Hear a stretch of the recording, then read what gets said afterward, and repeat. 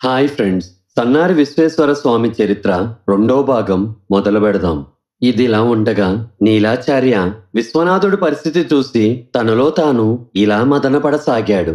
వీడిని చూస్తే మెడలో రుద్రాక్షలు వేసుకుని ఎప్పుడు వస్తాడో ఎప్పుడు వెళ్తాడో తెలియదు. ఒంటరిగా కూర్చుని జపమే చేస్తున్నాడో మంత్రతంత్రాలు చేస్తున్నాడో తెలియటం లేదు. విశ్వనాథుడు ఇంత విరాగిగా ఉంటే వీడికసలు నేను కళ్యాణం చేయగలనా అని కంగారు పడ్డాడు. ఒకరోజు నీలాచార్య సంబంధాల కోసం వెతికి విసిగిపోయి దీనంగా కూర్చున్నాడు.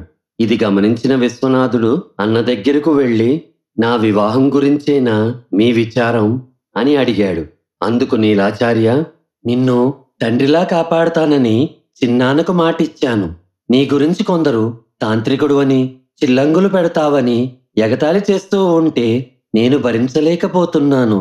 పెళ్లి సంబంధం కోసం వెళ్ళిన చోట్ల వారు నీ గురించి తప్పుగా మాట్లాడుతుంటే నాకెంతో బాధగా ఉంది.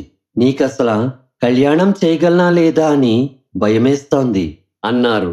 అందుకు విశ్వనాథ స్వామి, అన్నా, అజ్ఞానుల మాటలకు నీవెందుకు బాధపడుతున్నావు? మన ఇంటి కోడలయ్యే అర్హత వారికి లేదు. నీ మరదలు సుగుణశాలి. సుమంగళీపురం గ్రామంలో సదాచార సంపన్నులైన భ్రమరాంబ, బ్రహ్మానందాచార్య దంపతులు ఉన్నారు.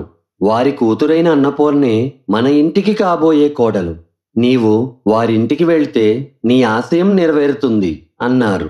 అందుకు నీలాచార్య సంతోషించి మంచి రోజు చూసి పెళ్లి సంబంధం మాట్లాడాలనుకున్నారు. బ్రహ్మానందాచార్య దంపతుల కూతురైన అన్నపూర్ణ సౌందర్యవతి. ఆమె నిత్యం శివుణ్ణి పూజిస్తూ ధ్యానిస్తూ ఉండేది. ఆమెకు పెళ్లి సంబంధాలు చూస్తున్న తల్లిదండ్రులతో, సాక్షాత్ ఆ పరమేశ్వరుడే నన్ను కళ్యాణం చేసుకోటానికి రాగలరు అని చెప్పేది. నీలాచార్య తన సతీమణితో కలిసి ఒక మంచి రోజున సుమంగళీపురంలోని బ్రహ్మానందాచార్య ఇంటికి వెళ్లారు. బ్రహ్మానందాచార్య అతిథులను గౌరవించి వారి రాకకు కారణం అడిగారు.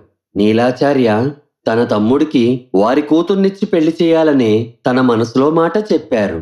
ఇది విని బ్రహ్మానందాచార్య దంపతులు ఎంతో సంతోషించి, మీ తమ్ముణ్ణి మేమింతకు ముందు చూశాము. నాగవల్లి క్షేత్రాన్ని దర్శిస్తూ ఆయన మా గ్రామానికి వచ్చినప్పుడు కలిశాము. ఆయనలో బ్రహ్మ తేజస్సు కనిపించింది.